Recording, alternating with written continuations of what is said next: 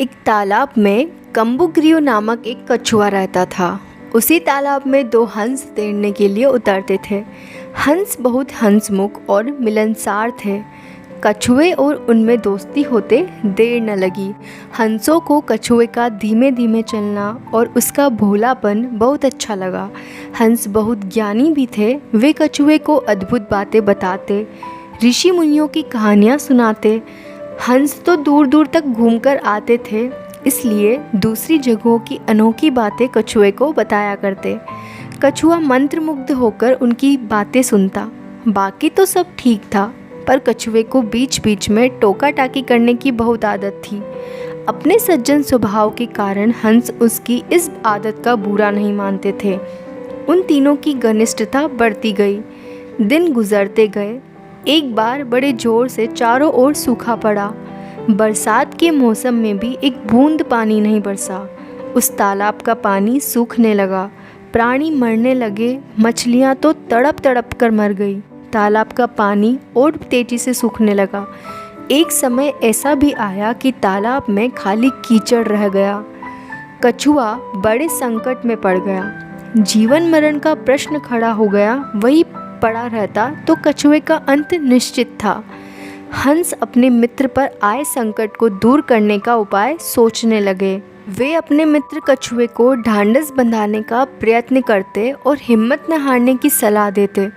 हंस केवल झूठा दिलासा नहीं दे रहे थे, वे दूर दूर तक उड़कर समस्या का हल ढूंढते। एक दिन लौटकर हंसों ने कहा, मित्र, यहाँ से 50 कोस दूर एक झील है। उसमें काफ़ी पानी है, तुम वहाँ मज़े से रहोगे। कछुआ रोनी आवाज़ में बोला, 50 कोस? इतनी दूर जाने में मुझे महीने लगेंगे, तब तक तो मैं मर जाऊँगा। कछुए की बात भी ठीक थी। हंसों ने अक्ल लड़ाई और एक तरीका सोच निकाला। वे एक लकड़ी उठाकर लाए और बोले, मित्र, हम दोनों अपनी चोंच में इस लकड़ी के सिरे पकड़कर एक साथ उड़ेंगे। तुम इस लकड़ी को बीच में से मुंह से थामे रहना। इस प्रकार हम उस झील तक तुम्हें पहुंचा देंगे। उसके बाद तुम्हें कोई चिंता नहीं रहेगी। उन्होंने चेतावनी दी, पर याद रखना, उड़ान के दौरान अपना मुंह न खोलना, वरना गिर पड़ोगे। कछुए ने हामी में सिर हिलाया। बस लकड़ी पकड़कर हंस उड़ चले। उनके बीच में लकड़ी मुंह दाबे कछुआ।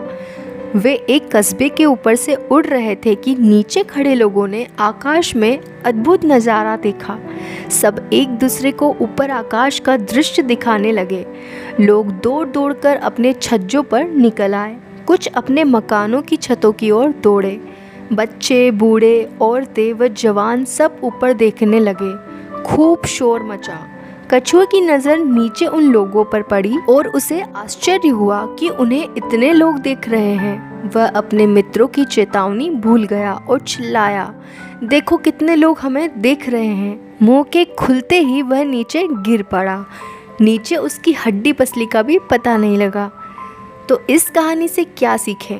कुछ भी बोलने से पहले परिस्थिति और मौके की नज़ाकत को भांप ले और फिर मुंह खोले, क्योंकि बेमौके मुंह खोलना कभी कभी बहुत महंगा पड़ सकता है।